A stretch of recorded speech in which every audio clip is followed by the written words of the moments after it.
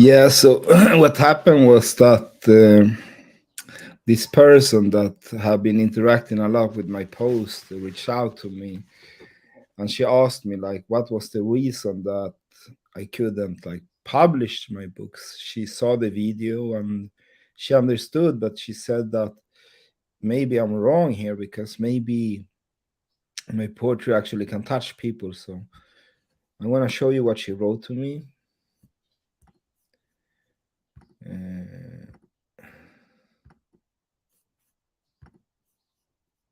It actually touched me.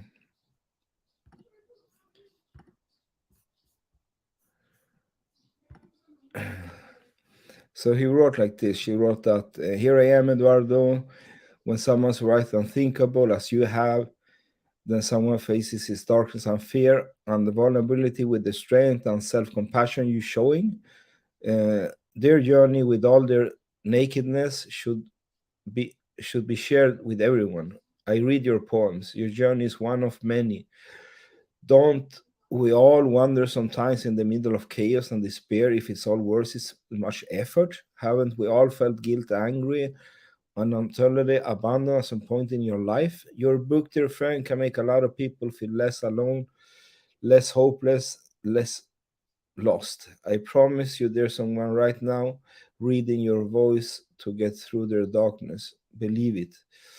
So, yeah, Rosa got me thinking a lot yesterday because I was stuck in another country trying to get home to my children. And I thought about it, and the reason I thought that I would never release my poetry to like all of them was that I started to write poesy because I written everything. Like I written now books. I haven't published either. I written a lot of articles. As if you follow me, you will see I have a huge ton of articles published where I talk about life. I talk about being human. I'm talking about suffering. I'm talking about hope. So I needed to write something deeper, and the only way I could write something really deep is poetry, because poetry is the ultimate expression from the soul. Like that's the most naked words you can write. It's like it's the ultimate form of expression your soul. I would say that's poetry, right? And my first poetry was not that good, I can tell you. I had some I had some help from Dorothy Auger. She guided me in the right direction. But I'm schooled in poetry in a sense that I read a lot of poetry before, so I have a good eye for good poetry, you could say.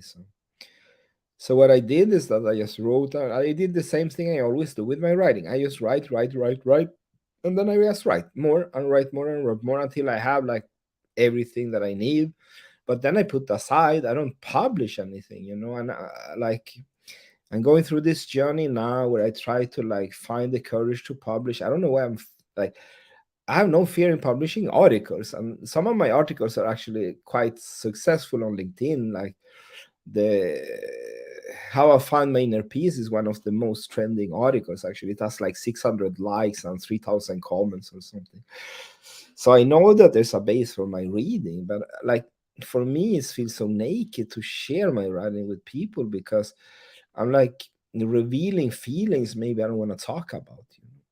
I just want to heal by myself. I don't want nobody to feel sorry for me. Like I have succeeded with so many things in life most people just dream of. So that I had to experience many years of hell, that's just part of the journey as I see it. Like there's nothing to pity me. Like you don't never need to feel sorry for me. There's nothing to feel sorry about. I have forgotten everybody that did me wrong, I can tell you. And I have some big traumas I still like carry today. And I forgive everybody. That was the only way I could heal. But expressing those feelings, I have written like my autobiography, not published either. But poetry gave me the power to go beyond what I thought was imaginable to talk about feelings. Anyways, Rosa Yasmin Ayala, if you're listening, you really touched my heart. So I have decided I will actually publish it, but not all the poems. I want to keep some for myself actually and for my closest friends. So I'm going to take, let's say, 30 of the poems that I feel I like to share, and I will make it into a chapbook. I will show you the what I'm working on now. I think I have like 30 poems ready. 1 second, I will show it to you. Let's see here. Share. Yeah, my Google Docs is full of writings, my friend. I don't know how I've been writing for like I think 7 years now, like non-stop. So this is the poetry book. It's called Raw and Cut Poetry Spoken Words for Passionate People. So that's what it is. It's poems for people like me, like people that live life to the fullest extent without hesitation. And let me see if I find a poem from here because these are the public poems. I'm gonna read something that I haven't published before. Actually, let's see if we have a poem here that I haven't. I haven't published so many poems actually. Let's see. That's it. A shitty day is like Dorothy's favorite. I will not read that. You will have to read it in the book. Let's see which one I could take. Yeah, I will take one that I like a lot. I don't know why I like it, but it's one of my kind of most abstract poems, I would say. So here we go. It's called The Hill. As I sit on the hill, watch the horizon far away. I look for emptiness, but the thoughts come anyway. Why did I hurt you? Why did I fail? Will you ever forgive me? Will I ever get rid of this pain? Will I find the courage to tell you my secrets, or am I afraid to end up alone in my bed? More thoughts come to my mind, phrases from the past, what I did or not did to dictate the outcome of our interact. I climb down the hill thinking that this time everything will change, but deep inside, I know I will probably sit on you again, again, and again. So for me, the hill represents like when we are in that mode of like we think, right, we want to tell somebody something, but maybe we're afraid that person get hurt, or we have regrets or anxiety we're dealing with. So that's what we do, I think, humans. We sit on that hill many times. And I'm sitting there constantly. Like it was not difficult for me to forgive, people done me wrong. What is being the hardest, I think, that I could get through the poems was to forgive myself for the wrongs that I did. That is was really hard, because I never like intentionally wanted to hurt anybody, So, and I am a human, I done mistakes. People got disappointed, right, of mistakes that I did. So of course I regret that, I truly regret that from all the heart, But if you're listening, if I ever disappointed you, like you need to understand, I'm fully aware of that, and I can't turn back time. Saying sorry is all I can do, but it will not help your feelings, right? So the only thing I can promise you is that I don't try to make those mistakes again, to hurt anybody if I hurted you. So that is the only thing we can do as humans, is that we can only change our interaction for the future. So living in regret for the same mistakes, I would say that is what lead you, to sit on the hill more and more. So that is what I try to do, I try constantly to change myself for the better, I'm not perfect, I'm far from perfect. I'm just a human. But I want to be good, I want to be a good father. I want to be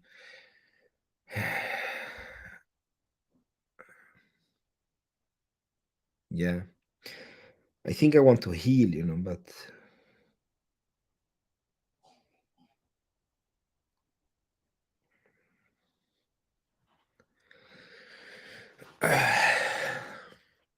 some scars we carry in life, like they will be there forever, like we can do what we want, but they will not go away, that's my case. Like some of my scars will never go away, like even not even with poetry, I would say. Yeah, but I've been better at looking at the wounds, Before, what I did was like the death of my mother. I tried to forgive her, that she never existed, to not cry, to not bleed, So, but that's wrong also, because it catches up with you. You need to cry.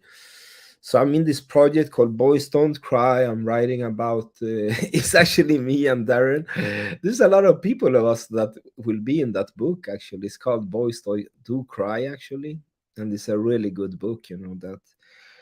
That is what we men need to do. We need to leave also our vulnerability. Like we're not that tough.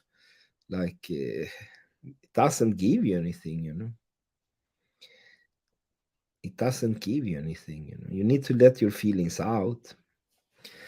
I know it's easier said than done. The guy that can talk about his feeling, that must write about them. But I try, my friends. I do try. I do try. So because if you don't, it materializes in your relations, like with your children, for example.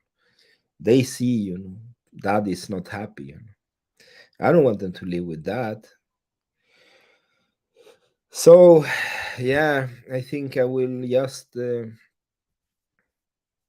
going to release the poetry book. I think I got this ESPN number. So more or less, what I need to do is just design it. I want to have each poem should have a picture from my life, maybe.